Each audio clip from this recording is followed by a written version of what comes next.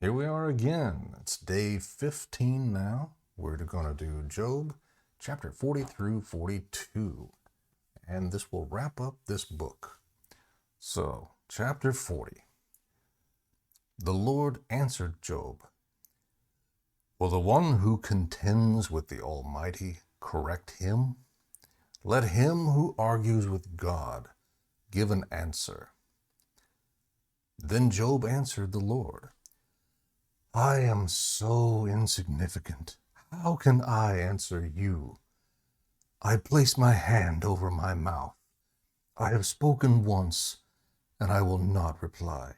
Twice, but now I can add nothing." Then the Lord answered Job from the whirlwind, "Get ready to answer me like a man. When I question you, you will inform me. Would you really challenge my justice?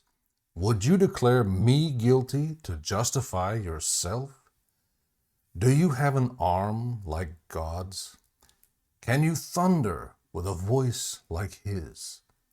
Adorn yourself with majesty and splendor, and clothe yourself with honor and glory.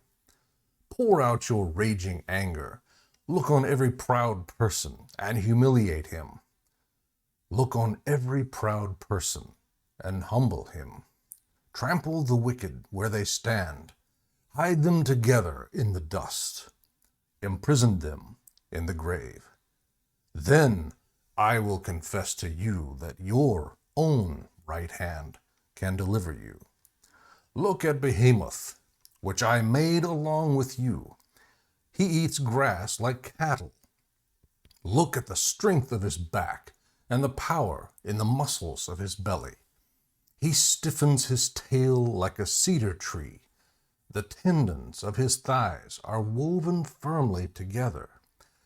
His bones are bronze tubes. His limbs are like iron rods. He is the foremost of God's works. Only his Maker can draw the sword against him. The hills yield food for him, while all sorts of wild animals play there.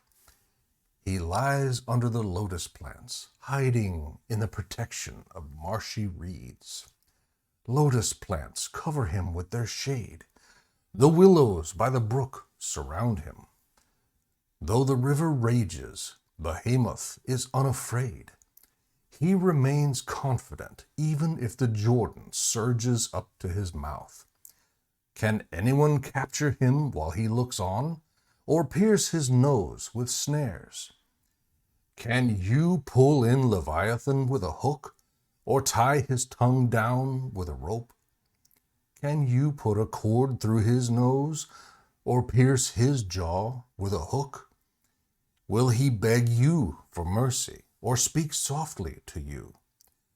Will he make a covenant with you so that you can take him as a slave forever? Can you play with him like a bird, or put him on a leash for your girls? Will traders bargain for him, or divide him among the merchants? Can you fill his hide with harpoons, or his head with fishing spears? Lay a hand on him. You will remember the battle and never repeat it. Any hope of capturing him proves false. Does a person not collapse at the very sight of him? No one is ferocious enough to rouse Leviathan. Who then can stand against me? Who confronted me that I should repay him? Everything under heaven belongs to me. I cannot be silent about his limbs, his power, and his graceful proportions. Who can strip off his outer covering? Who can penetrate his double layer of armor? Who can open his jaws, surrounded by those terrifying teeth? His pride is in his rows of scales, closely sealed together. One scale is so close to another that no air can pass between them. They're joined to one another, so closely connected They cannot be separated. His snorting flashes with light, while his eyes are like the rays of dawn. Flaming torches shoot from his mouth. Fiery sparks fly out. Smoke billows from his nostrils, as from a boiling pot or burning reeds. His breath sets coals ablaze, and flames pour out of his mouth. Strength resides in his neck, and dismay dances before him. The folds of his flesh are joined together, solid as metal and immovable.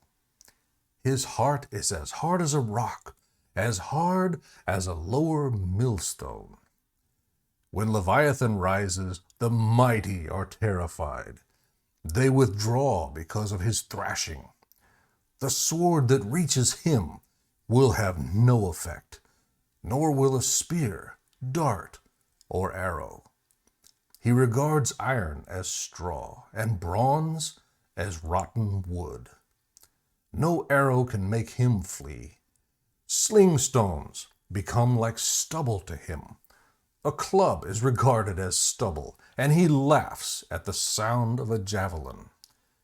His undersides are jagged potsherds, spreading the mud like a threshing sledge. He makes the depths seethe like a cauldron. He makes the sea like an ointment jar. He leaves a shining wake behind him. One would think the deep had gray hair. He has no equal on earth, a creature devoid of fear. He surveys everything that is haughty. He is king over all the proud beasts. Job replies to the Lord. Chapter 42. Then Job replied to the Lord, I know that you can do anything. No plan of yours can be thwarted. You asked, who is this who conceals my counsel with ignorance? Surely I spoke about things I did not understand, things too wondrous for me to know. You said, listen now, and I will speak. When I question you, you will inform me. I had heard reports about you, but now my eyes have seen you. Therefore I reject my words and am sorry for them. I am dust and ashes. After the Lord had finished speaking to Job, he said to Eliphaz the Temanite, I am angry with you and your two friends, for you have not spoken the truth about me, as my servant Job has. Now take 7 bulls and 7 rams, go to my servant Job, and offer a burnt offering for yourselves. Then my servant Job will pray for you. I will surely accept his prayer, and not deal with you as your folly deserves. For you have not spoken the truth about me, as my servant Job has. Then Eliphaz the Temanite, Bildad the Shuhite, and Zophar the Naamathite went and did as the Lord had told them, and the Lord accepted Job's prayer. God restores Job. After Job had prayed for his friends, the Lord restored his fortunes and doubled his previous possessions. All his brothers, sisters, and former acquaintances came to him and dined with him in his house. They sympathized with him and comforted him concerning all the adversity the Lord had brought on him. Each one gave him a piece of silver and a gold earring. So the Lord blessed the last part of Job's life more than the first. He owned 14,000 sheep and goats, 6,000 camels, 1,000 yoke of oxen, and 1,000 female donkeys. He also had 7 sons and 3 daughters. He named his first daughter Jemimah, his second Keziah, and his third Karen Hapuch. No women as beautiful as Job's daughters, could be found in all the land, and their father granted them an inheritance with their brothers. Job lived 140 years after this, and saw his children and their children to the fourth generation. Then Job died, old and full of days. May the Lord bless the reading and study of his word.